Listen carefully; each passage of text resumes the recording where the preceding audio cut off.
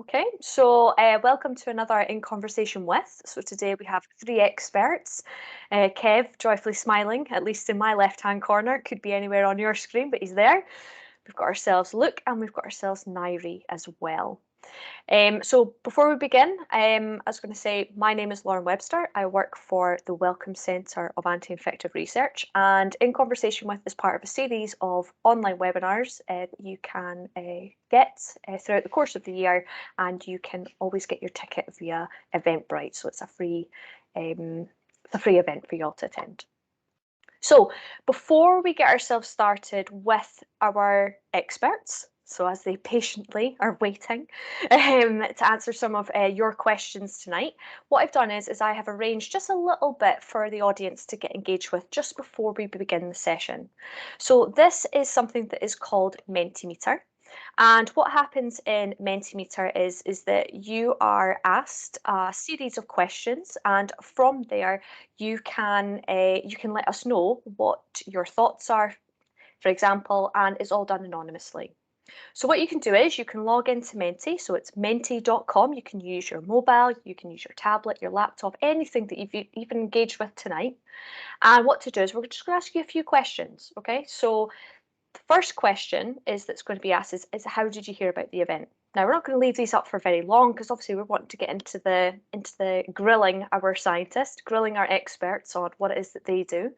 So I was going to say, how did you hear about the event? Did you hear about Eventbrite? Was it Facebook, LinkedIn, Twitter, even the WCare, so it's the Wellcome Centre's website, email, other, you can make up however you obtained it by other.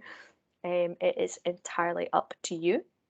So I'm going to say you can use the code at the top, which is 8609568, which always gets me going. I have to try and remember my numbers. And yes, I am a scientist by trade. God help any of my data. Yeah, I was going to say, anybody wants to answer that? So someone by email. I was going to say, we're not going to leave these on for just too long. Like I say, we're wanting really to get to the questions to get to this session. So yeah, so by Twitter, that's good. I was going to say these can remain open for you, so you can log back into them as the session continues. And I was going to say another question that we're interested in is, what do you work as? What is your background? Now, you could be a member of the public, you could work in the public sector, you could be a scientist, but what kind of scientist are you? You can, I'm making up things here, you can be anything. I was going to say, just give us a little bit of background as to what it is that you are. That'll help Kev, Luke, and Ngaire, a minion. That'll help our scientists address all the questions. So yeah, if you're a minion, fantastic. I was going to say a scientist. I'm now thinking, what's his name? Is it Gru? Is Gru like the head guy? Yeah, Gru. I'm thinking, who's Gru then? Who's your Gru? I'm going to laugh if it's one of Kev's lot as well. That's coming. But yeah, like I say, this will just stay open just to get a feeling for the audience. And one of the big things today is because our topic tonight is going to be dealing with a sensitive topic, and this is related to animal testing. So what we're interested in is just, have you ever worked with animals before? So mainly this is referred to science related. If you've worked with animals, not really so much if you're like a dog walker. That's lovely to know, but I was going to say falls maybe a little bit out with this question. So a few people have worked with animals. It's great to hear. Some people not so much. This event will hopefully be able to, fill in some maybe unanswered gaps that you may have. And the last slide I'm just going to leave on, this is a Q&A. This is where you can type questions to us and we will read them out to our experts. But what to do is, it will be present on your screen, but it's not going to be present on the main screen anymore because we want to see the lovely faces of our scientists. So that, again, like I say, that'll just be left online for you. But now we will get ourselves over to the session. So I was going to say, we have three of our scientists. We've got Kevin Reid, we've got Luke Newman, and we've got Ngaire Denson. Hopefully that's how we pronounce your name, Ngaire. So what to do is, let's take it one step at a time. Let's just do a little bit of introductions. So I was going to say, Kev, only because you're on my left-hand side. I'm going to go clockwise round, or at least on my screen. Kev, why don't you give a short introduction to yourself? Yeah, good evening, everybody. So, yeah, I'm Kevin Reid. So, I'm one of the managers in the drug discovery unit here in Dundee. So, we're very much focused on developing new drug treatments for a range of infectious diseases that are a huge burden on society, particularly in lower middle income countries. So, malaria, tuberculosis, cryptosporidiosis, leishmaniasis, Chagas disease, amongst others. And I'm a pharmacologist by training, and so I'm responsible for ensuring that the molecules get to where they need to in the body and do what they do without having any safety issues, pretty much in a nutshell. Cool. Thank you very much for that, Kev. And I was going to say, look, you are at the top of my screen. So I was going to say, look, give us a little wee introduction to yourself. Hello, everyone. Long time ago, I was a biochemist, but I now I'm responsible for providing the scientific service within the University of Dundee of access to animals. And with that goes all the training, legal and ethical issues, some of which I hope we'll get a chance to talk about now. Thank you. Well, thank you very much for that, Luke. And last but not least, Ngaire. Hi, I'm Ngaire Dennison. I'm a named veterinary surgeon. I'm trained as just a normal vet. I worked in general clinical practice, initially mixed and then large animal. And I then came into the lab animal science field, and my job is to basically ensure that the welfare of the animals that are used in research is upheld and looked after properly. And I have to do that under a piece of legislation called the Animal Scientific Procedures Act, which names me on the certificate that allows Dundee to do the work, and therefore I am a named veterinary surgeon. That's fascinating. As I said, I did not know that. So that's definitely a tick in the box for one thing I've learned tonight. So good. I was going to say, so as mentioned to the audience, I was going to say, this is a sensitive subject for some, but it is it's an incredibly useful resource when it comes to drug discovery research. It's needed, and it's needed to progress compounds all the way from small molecules all the way up through to a drug, a medicine that you guys may or may not use for diseases you may or may not suffer from. So I was going to say, to get the ball rolling, we need a little bit of background. So to start off the background, I'm going to ask our experts is, how does an oral drug get into the body and to get to where it needs to go? So I was going to say, Kev, I was going to say, do you want to start us off on that one?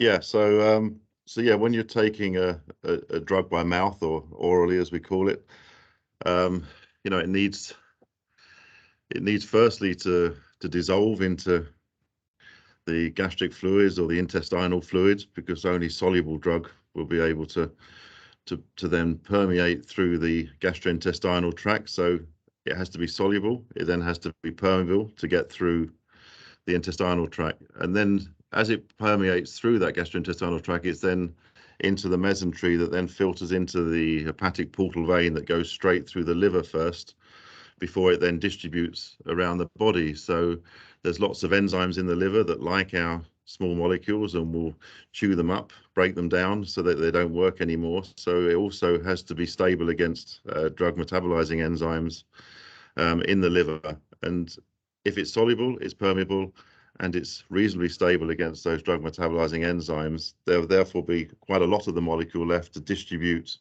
throughout the body to the various sites wherever your target is. And that can vary, obviously, depending on which disease area that you're in. I mean, if you have to work in the treatments in the central nervous system, for example, then there will be additional properties you'll need in the molecule to also get it across the blood-brain barrier. But that's probably a bit too much detail for here. But I think that's, in a nutshell, what we have to do. So logically, therefore, we need to set up in vitro test tube assays to check that your drug is soluble, to check your drug is permeable across the cell membrane, and to ensure that your drug isn't metabolized too quickly by the liver. So you can have liver fractions in a test tube to be able to explore that. And actually, You know, it would be completely unethical to just take a molecule that's active against your disease target and put it straight into an animal. You know, you want to actually run all these in vitro assays first if you're trying to develop a drug by mouth that goes by mouth orally, as you're triaging to then ensure that only the best molecule that has the best chance of doing what you want it to then goes into the animal. You know, it's critically important that happens. Mm-hmm. No, that's good. That's really informative. So you mentioned about the experiments, the in vitro experiments that go on prior to testing with the animal. I was going to say, so that's the in vitro experiments. What does a study look like when it's tested on an animal? And in this case, we will talk about the mouse to make it easier for our experts to relate to. Yeah, so if you've got a molecule that's, you know, you've done all of this in vitro testing and you're now think actually this possibly has a good chance, you know, you will then move to your first animal species, and that's usually the mouse. And to understand what we call the pharmacokinetics of basically how the body deals with that drug, you know, and we have to dose that animal, which we do by a gavage. So that's a tube that goes down and places the drug directly into the stomach of the animal. And we will then take a series of spot blood samples, very low volume blood samples, without multiple needle stick injury. So just through the first, we can just do it through the first sample site, usually from the tail vein. And then we will analyze those by something we call a mass spectrometer, which can measure the compound actually in those blood samples. And when we have that compound, what we call concentration time curve, then we can generate a whole lot of information that decides whether our molecule's appropriate to still progress, or whether we then have to drop it because it won't, for example, get to where it needs to and stay there for the desired time that we would ideally want for it to have the activity that we want. Mm-hmm. So I was going to say, Kev, you've mentioned about, you know, what the scientists is the data that they're trying to obtain from the animal, and how you're trying to get this. You said the blood spotting from the tail, you know, to be able to get the medicine in. If it's oral, you know, it's the tube down into the stomach. But Ngaire, what care is given to the animal during that process of trying to dose the animal, but also as well trying to obtain those really key important data points? So there's a whole series of things which are done to try and ensure, if you like, the harm to the animal is minimized.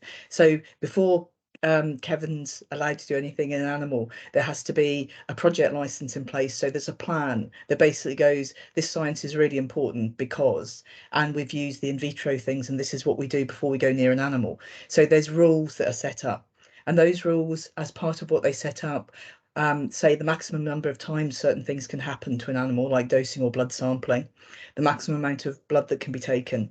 And it also sets something called humane endpoints. So obviously Kevin is looking to get scientific endpoints. He wants data that will give an answer to a problem, basically.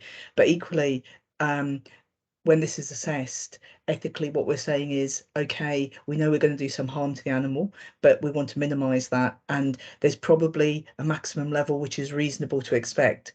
And that's what's set by the humane endpoint. So for the sort of studies we're talking about here, we're actually not expecting animals to be unwell. And in fact, you know, these studies normally go along without the animals. Really, if you didn't see them at the time of physically being dosed, you wouldn't know which animals had been and which hadn't. So they look like normal mice. And the humane endpoints tend to be things like if it looks like the drug is toxic unexpectedly. And the usual sorts of things for that would be if the animal was a bit subdued, losing weight, going cold, or sort of hair sticking up, because that's a piloerection. That's an important sign in mice. And I should emphasize, say, the vast majority of studies, nobody sees that. During the time when the animals have been dosed, they are checked very regularly by trained personal licensees. So those are the people who are actually responsible for dosing the animals, but they're also responsible for checking the animals. with the frequency to avoid anything which is untoward. So they'll be checking the animals on the ground, and the regularity of that really depends, if you like, on the type of study. There's also independent animal technicians, and those animal technicians are trained in the care of animals, and they're independent because basically their only job is to ensure welfare. So they check those animals at a minimum once a day. Where there's studies which people are concerned about, there might be a potential problem, they check more frequently, and how frequently that is tends to be agreed with me as the vet. So we have a discussion up front as to what the concerns might be. And if they are concerned in any way, they'll obviously speak to the licensees who do it, running the study, and potentially to Kevin, because if we're concerned, we might want to know scientifically if it's worth continuing. And they will speak to me as the vet, so that basically if they've got concerns, they'll go, we're seeing this, is this important, is this not important for animal welfare? Because occasionally we see things we're not expecting. So we have known signs of toxicity, which means we'll go, no, we definitely, that's a sign of toxicity, we'll stop the study. But equally, sometimes there's something unusual happens, and that's part of the reason there's a vet on call, if you like, because hopefully with the experience we have with general animal wellness and illness, we're able to say whether something's important and what sort of impact that would be on the welfare of the animal. No, I was going to say that's fascinating. So for every one mouse in a study, they have loads and loads of scientists, dedicated technicians, specialists, even from without of, the science fields, and say, Ngaire, because you're the vet as well, and say, so for every mouse, and say they're well taken care of by the sounds of it as well. That's great to see. And obviously us as well as for testing on the animals, you're saying, we want to ensure their well-being and their care. And also it's nice as well that you said that, generally these studies, we don't see them like that. That's not the purpose of the study, and that's also not what we are expecting. If we do see something unexpected, it's by definition unexpected. We've done an awful lot to prevent that. So that's really nice to hear. And the other thing I would say as well as the technicians ensuring the welfare during studies, because animals actually spend time as stock animals, waiting to be on study, and the technicians spend a lot of time looking at what we can do to the environment to make it better for the animals. So we do what we can to enrich the environment. Obviously animals in cages, like pet animals, there's a limited amount of space, but what we do is so there's all sorts of nice gadgets that are coming out now for environmental enrichment. So we have wee swings, for want of a better description. It looks a bit like a cable tie or a double cable tie. And mice can climb up and swing, and because they love to climb. We have nesting materials in, and we try and use two types of nesting material when we can, because they build better nests that way, and they do like a nest as mice. That gives them something to and we also give them refuges. But one of the good things about giving them those sort of provisions is it makes them more confident. So you'd think that you make a nest, you'd never see the mouse, it'll spend its time hiding. But in fact, because it's got the option to do it, it can make it braver, because it'll come and see what people are doing. And there's a number of other refinements that have been recognised, if you want, in recent years. So there's specific ways of handling mice which are much less stressful for them. So we try and make sure we handle them in those sort of ways. So we're always looking for sort of like better things, improvements where we can. The foraging, so that they get sort of things like sunflower seeds in the substrate, and they have to go and find them, they have to take off the shells, stuff to make them actually work for their living, for want of a better description. Now occasionally, obviously for oral studies, we may not be able to give all those types of enrichment, so the dietary stuff may potentially interfere with the oral dosing, but that's a conversation we try and make sure we have, not just with Kevin's sort of studies, but with any type of study up front, so we know what we can and can't do. And if we can't do one thing, then we might be able to do something else instead. So we try and look at an individual study level to make sure we can enrich in the best way that still supports the science and doesn't interfere with the outcomes, because ultimately that's really critical. Otherwise we've wasted those animals, but equally gives them an environment which gives them things to do. They're socially housed, so they've got friends, And that's really important for the social species as well. So we make those sort of efforts to try and make sure we're doing what we can. And a lot of that is important in the stock time because actually they spend more time with that.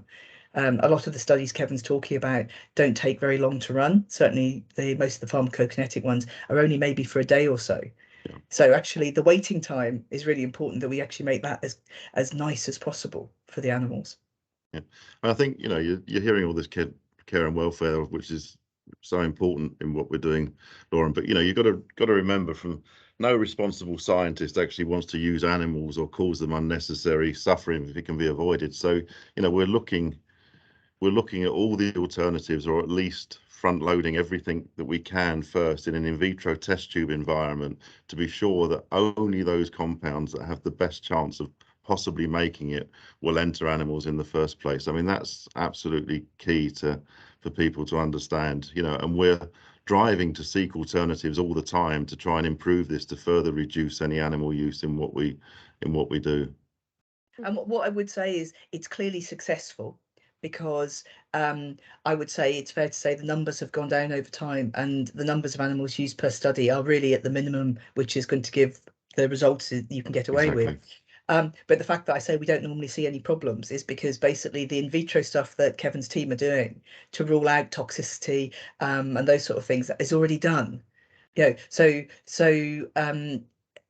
the result is that when studies in animals become necessary, and it is the last thing that they do in their sequence, then hopefully the adverse effects are minimized, because anything which would have been toxic has already been ruled out. And so the fact that we very rarely see toxicity means that those systems are working.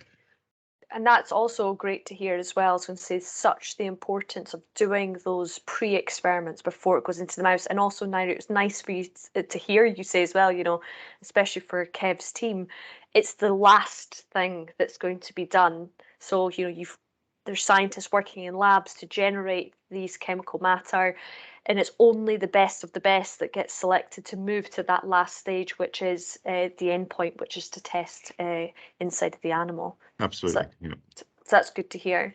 I was going to say, so look, actually, I have a question for you. I was going to say, so Ngaire had touched on just about, you know, the regulatory authorities that we have to, you know, Ngaire was saying that she's actually part of it, that she's actually down as the named vet on the system. I was going to say, could you maybe just walk us through, you know, just what do those regulatory requirements look like, and what it is that we have to provide to be able to obtain one of these certificates? Or I don't know what it is. Actually, I'm very naive there. I don't know what it is. Look as well as, and so you're just muted. Sorry There about that. Hey, Yes, so we often hear the phrase, the law is an ass, but in actual fact, in this case, the law has turned out to be a very good reflection of public opinion on this subject. So by and large, members of the public will go along with the use of animals in this way, provided that there is some intended benefit, most likely to humans, but in fact also to animal health, provided that there is no alternative, and provided that the best possible care is given to the animals. So that's where public opinion starts. And the law, the Animal Scientific Procedures Act, really does genuinely set out to provide that sort of protection. And it does it in a licensing system. So licenses are issued to individuals. This is really important, that the University of Dundee, we say it has an establishment license or a certificate, but that's shorthand for saying one member, a senior member of the university administrative team, has put their head above the parapet and taken personal responsibility for what goes on. Kevin is named as a license holder, so he accepts personal responsibility. The Wellcome Centre doesn't have a license, but many members of the Wellcome Centre do. Either a project license, as Kevin has, which is actually where that argument has to be made as to what are the potential benefits, why is there no alternative, and what things can be done to enhance the animal's state of health, the sorts of things we've been talking about. And then the folk who actually do the interventions, who actually administer the drugs and take the blood samples, have to hold personal licenses. So the law is built on this idea of personal responsibility, and none of us can hide behind our employer or our academic institution. We must all personally feel that we have been properly prepared and that there really is no alternative to what we're doing. So it is rare to find, I think, a piece of legislation that is as well fit to what the public think as this one. Of course, like any law, it has its quirks, but by and large, it actually does what it's set out to do, and it's been around now for getting on for 40 years. Thank you. Just to add to that's that, really Lauren. Yeah. The recent changes from 2013 added some people who are actually named as part of the system. So there's actually someone who's responsible for ensuring training and competence, who is again personally responsible for ensuring that the systems check. So before the licensees, the personal licensees are the people who basically licensed to be allowed to do techniques on the animals. And those people have to be trained and competent, and that's a requirement within the law. And there has to be a system locally, which is basically the system that the name training and competency officer implements to ensure that that actually happens, so that the training happens, that someone checks that those people are competent, and that's an ongoing thing. You don't just check somebody once. And those systems actually run so that people who train the trainer isn't the person who is the assessor wherever possible, so that we've got independence. There's also someone who's named who provides information on the most recent refinements. And as well as me being named as a vet, there's a very senior animal technician who's named as the animal care and welfare officer. So as Luke says, there's a lot of personal responsibility in multiple layers. And there's requirements on everybody in all of those layers. The very first condition on a license says you will ensure the 3 R's, which are refinement, replacement and reduction, are implemented at all times. That's the very first thing it says. So everybody is personally responsible for that. So actually, if one of Kev's team has found a better way of doing something, and Kev says, I want you to put this into an animal, they actually are legally obliged to go, no, I'm not going to do it. And it doesn't matter whether they're junior to Kev or not, they have that personal responsibility, which means that he can't make them. And the legislation is set up for that. Now, it would never happen because Kev obviously is aware of things, but there's checks and balances in there in multiple levels to make sure that people are supported and so that people consider these things all the time. It can be difficult sometimes to find improvements. As Kev said, it's a last resort and it's expensive using animals, so people wouldn't actually do it if they could avoid it. But sometimes it's hard to find ways to change things, but certainly that is what we're all legally obliged to look at all the time.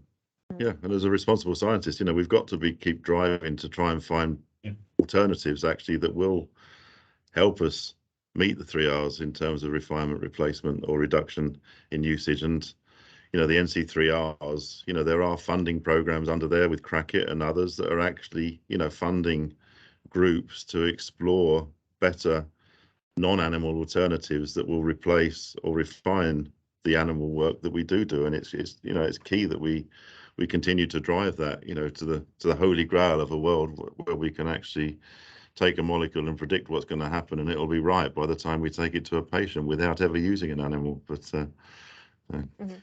So let's just stick with the 3 R's. As I say, that's a really nice point. As I say, Ngaire, you just mentioned, it's the first thing that you look at on that list. So let's take replacement. Let's take that as one of the first ones that we're just kind of a chat about. What are we doing to replace the need to use animals in the study? So some people in our audience might not be aware of anything that we're actively trying to do. They might be aware of current scientific literature, but that might date back maybe 5 or 10 years or so. So, and Ngaire, you'd mentioned about 2013, the usage has gotten less and less. So what have we done in that time, and what's emerging in the field? Well, there's so many different layers to this question. You know, where and how far back do you start from the time from the time of huge numbers of animals for LD50 and toxicology down? But no, I mean, if you talk specifically about my area, which is understanding how the drug behaves in the body, you know, in my career over the last 30 years, you know, the technology has advanced to the point that actually, for example, now you can get all the information you need from 3 animals, because you need such small volumes of blood, so you can get a whole profile from an individual animal. You only have to go back 10 years and the technology wasn't there to be able to quantify the drug in animal tissues to that level. So you had to use what we called a composite design, where you had to have 3 animals per time point. So automatically, just on a small scale, you've gone from 21 animals to 3 animals to give you the same outcome. You know, so that's a huge reduction if you scale that up over the course of a year in terms of what you're doing.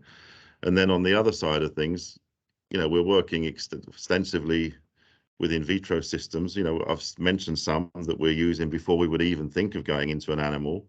But, you know, things like organ on a chip, you know, these microfluidic devices now that are supposed to sort of recapitulate structure, function, and physiology of whole human tissues or organs. You know, there's big advances there. You know, they're not quite there yet, but again, if I go back in my career to the early 1990s, you know, I spent a long time trying to develop in vitro models that would predict molecules crossing the blood-brain barrier without having to go into an animal to answer that question, because we were working on drugs for bipolar disorder, anxiety, depression. We needed to get them across the blood-brain barrier, but we failed miserably with those in vitro systems, because as soon as you try and grow those brain endothelial cells, they lose functionality of all the transporter processes that actually help take your drugs in or keep them out.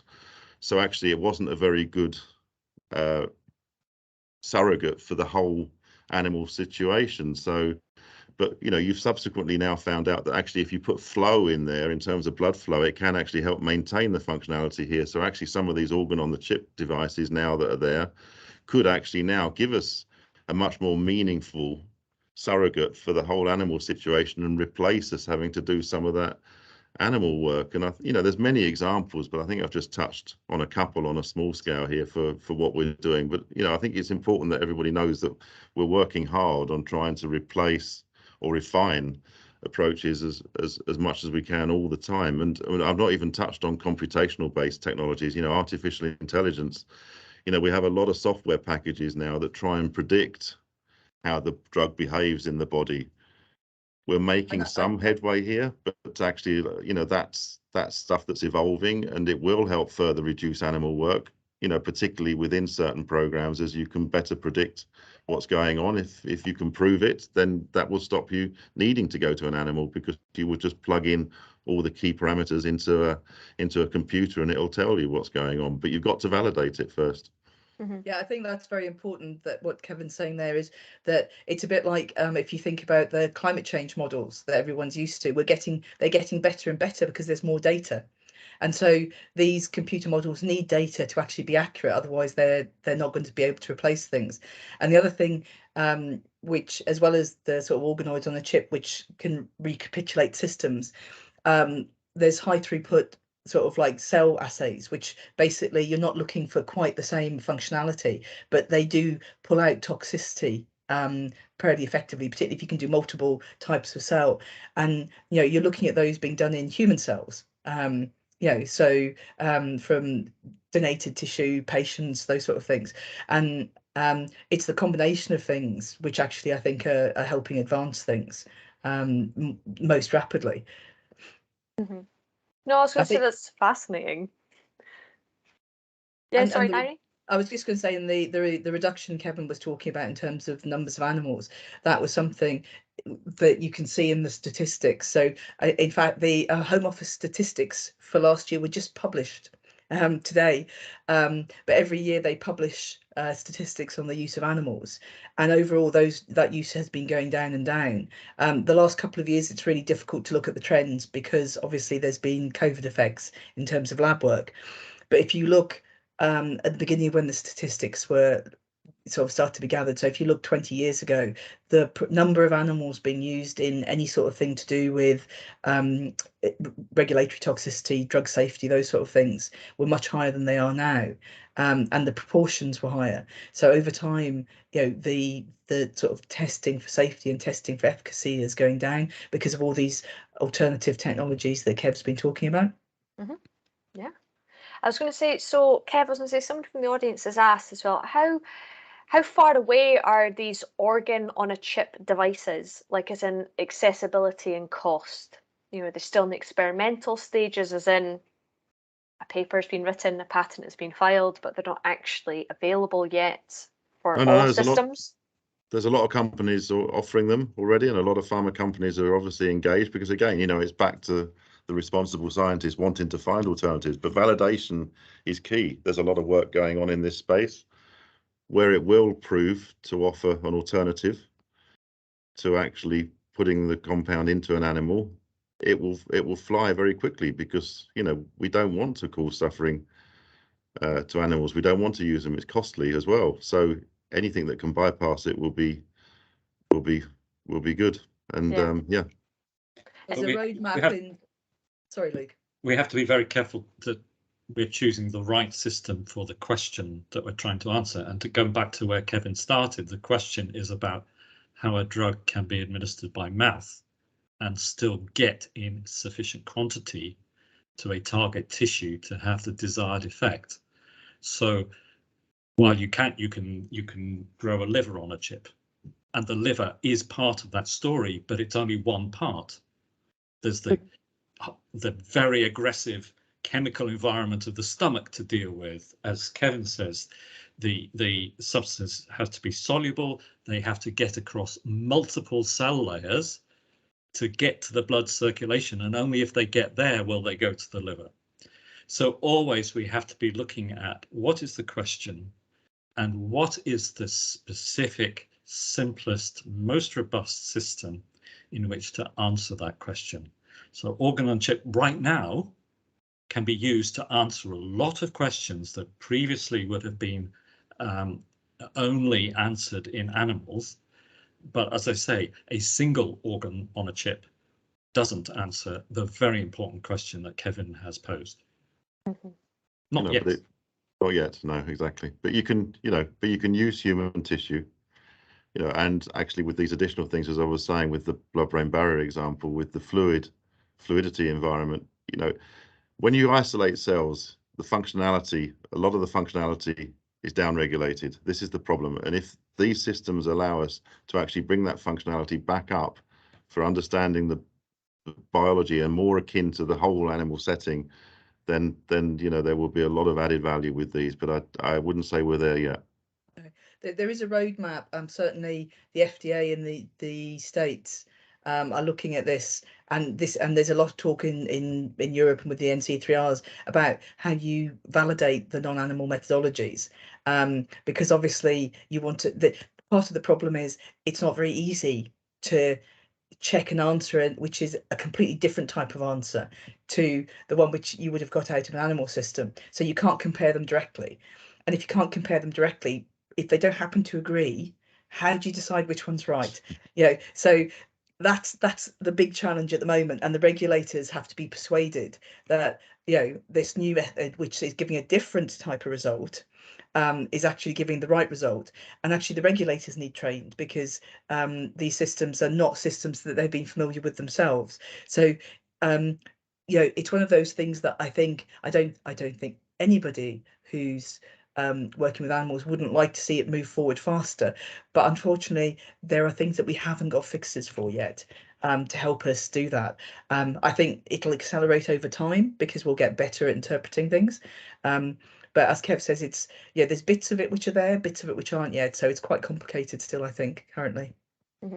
But like Kev had just said, 10 years ago, you were still using 3 mice per data point, and it depends how many data points you're obviously taking. That escalates incredibly quickly, and especially over time as well. Like multiple different studies. Stepwise, we're moving in the right direction all the time, and but at the moment, as Ngaire says, it still remains a regulatory requirement that we have to test in animals if we're to get a drug into the human clinical trials, because these things are not fully there yet. And actually, predictive toxicology is probably one of the more challenging areas for us still, actually, and needs a lot more investment. So refinement, reduction, replacement, is that right? Did I get that right? Yeah. So for the other R, so I was going to say we've touched a little bit on refinement as well. We've done a little bit on the replacement of. So I say the reduction. Who chooses the number of animals for a study? Is it the scientist? Is it the vet? Is it the regulatory authority? Who chooses that? Because Kev has just said 3 animals for the data point. Is that true for every study? Well, certainly not for every study. I mean, again, I'm not, it has to be powered sufficiently for you to be able to make a valid decision on how you progress a compound. So from a study that I need in terms of understanding how the drug behaves in the body, that data from 3 separate animals is sufficient for me to make a valid decision as to whether that molecule can still progress or whether we kill it, as in the molecule. So it's yeah, but actually for some animal models of disease, the data is a lot more noisy in terms of whether you've got a positive readout or not. So actually that then has to be powered more appropriately so you can make a valid decision as to whether your molecule has actually added value or not to the disease outcome. So one of the ways of looking at that is actually to put it, if you like, the other way around, which is what sort of size of effect do you think is valuable or worthwhile? Okay, yes. And so really, if it's not, if you go, well, it's going to be 2% better for something for a drug effect, the chances of that actually ever flying is almost 0, unless it was some terrible disease where the current one wasn't very good at all. So there are a number of sort of practical things that get imposed on that. And it's unusual to see any type of study in the wider context for the sort of research which is done in Dundee, which goes beyond a group size of sort of 12, and even that's quite a large group size. They're normally smaller than that. And at the other end of it, occasionally, if all you're wanting to know is if a gene turns something on or off like a protein, you actually sometimes only need one, because if you do something with a gene and it turns it off, it's turned it off. And if it's still there, it's definitely not going to turn it off, at least in some animals. So it really, as Kevin said, it really depends very much on the question you're asking. And that's why it's really important to work out whether you're setting hypothesis. So you're not even at the stage of working out what your hypothesis is. You're having to look at a study which is going to help you give that information, and those might be pilots or various other things, or whether you've got a hypothesis and you know the power, or you can guess the effect size and you know the variability, at which point it's all stats, and that's definitely not a veterinary thing. That's when I so the in terms of the regulator don't tell scientists what the numbers should be, but they make them justify how they choose them, the numbers. So in the license, there's a thing which says, why is this the fewest animals you can use effectively? And you have to look at that and say, well, because in my sort of studies, the power I'm expecting is whatever. So it's not that scientists get completely free rein, if you like. And I think if you were using extremely large numbers in any study in Dundee, for example, we'd probably be taking that to the ethics committee to have a look at whether they felt it was justified. So something we haven't talked about is there's actually specifically a welfare and ethics committee, which is a committee of court at in Dundee, which looks at the ethics of the use of the animals. And so the initial project license, when it goes through, is looked at that level, and that has senior animal at a minimum, a senior animal technician, me as the vet, a scientist, a layperson, the chair, who's an experienced scientist but actually not currently part of the university, and we have external people as well. So it's looked at a broad level to begin with. And again, if the question about numbers came up and it was very high, those questions would be asked even before the study started. I mean, so many people. I mean, the number of people is exponentially growing for this one mouse. You know, there's so many people involved. There's so many also bits of paper as well involved. So, I mean, I hope our audience appreciates, you know, just how much goes into just that one animal, and you know, the care as well, you know, the expertise involved, and also as well the new technology, the money that's coming through to try and minimize even just the usage of the mouse. And not only that as well, but you know, the wee mouse gets a wee swing in his little bit with his friends. I mean, I think that's quite cool. It's like, yeah, we give them something to play with, which is really nice, and that's really nice, you know, because you know, people may have children in the audience, you know, and they go and buy a hamster or a mouse from a pet shop or whatever, and it goes into its cage. You know, it's on its own. You often don't see that you buy multiples of the hamster or mouse because one, your parents won't let you, but you know, and they don't have all those things. So it's nice to hear, you know, just the life of the mouse while before it's under study, as you had rightly pointed out. You know, for instance, for doing like a PK study, it's like a day, you know, to figure out, it's got that period beforehand where it's playing, happily doing things, and then it gets this little study done, it meets some new people, and then it continues on. It's quite the thing, quite happy with its wee self. I'd like to comment on that because it's easy to fall into the trap of thinking that all these nice things are provided to the mice somehow because we have a guilty conscience, or it's sort of payback time for the mice. And actually, all of those things are scientifically essential. Kevin needs as stable a model as possible. When he uses 3 mice, he wants each animal to behave the same.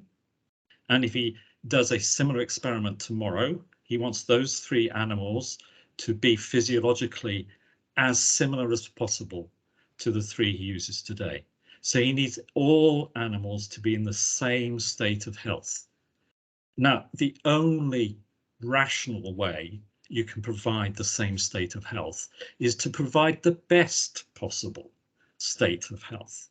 So all of these things are good, and we are convinced that animals enjoy swinging, but they are actually there to allow that reduction to 3 animals per data point in Kevin's case, and as Ngaire has said in some other experiments, even lower numbers. Mm-hmm. If nobody cared about the animals, then the scientists would be telling us that the group sizes would have to be absolutely huge, because you'd have sick animals and healthy animals enrolled in the same study. And nobody wants that. So we all like the idea that animals are getting the best possible lives we can give them, but actually that's not in conflict with science, it's a requirement for good science. Luke's just touched on something else which is important there, which is about, what I'd call intercurrent diseases of vet. So disease not related to the science or caused by anything Kev's doing, but just, diseases like, coughs, colds, sneezes for us, those sort of things. So those are actually excluded from the animals we use for exactly the reason Luke said, to try and keep them as healthy and consistent as possible. So we actually, over years and years and years, basically the way that animals have been bred and used in research mean that we've actually got animals who don't have infectious diseases, because that would interfere with the research. So their background level of health is probably higher, if you like, than the ones that we would have in a pet environment, because they're not exposed to the sorts of pathogens that we're exposed. If you've got a small virus factory like I have 2 of them called children, then you have diseases brought home all the time because they're mixing with other kids with other diseases, and we take a lot of steps to actually make sure that we don't get infectious diseases in. And the PPE is used in the unit, but it's actually not most of the time. That there might be some requirements in terms of allergies and things, but actually most of the time it's to stop, so that I am happy as the vet that you're not bringing horrible stuff in for my mice to catch. So people wear hair nets and masks and gloves because I don't want them coughing or dropping stuff over the mice and making them ill. And how many of you want to do that to your children when the sounds of it? So yeah, I was going to say, so as I say, we have come to the end of the session. And it's a really nice point actually to finish up on, as well, is that it's necessary that we do these things for the animals because it's necessary for our data that we get from it. So that's really key. And I hope people in the audience as well is respected, you know, what goes into an animal study, but also as well who's involved, why they're involved, what are they doing, and also as well who is looking after us as the scientists, who's assisting and guiding us, Ngaire, the vet, but you know, all the other sorts of ethics committees that are going on board and all the legislation as well that is involved to just that one mouse. So all that care just for that one mouse. So I think that's a really good point as well. So I was going to say, to the audience, thank you very much for your attention, and say Kev, Luke and Ngaire, thank you so much for your time today. I think it's been a really informative discussion and on such a sensitive topic as well. I think all three of you have done it absolutely wondrous talking about it as well. So thank you very much for your time. And I was going to say this event as well, it was also hosted by the Wellcome Centre. So it's thanks very much for the Wellcome Trust for their funding to be able to host these events for our listeners. And thanks to the guys in the background as well who've been filtering through questions. And thanks to the audience for their time.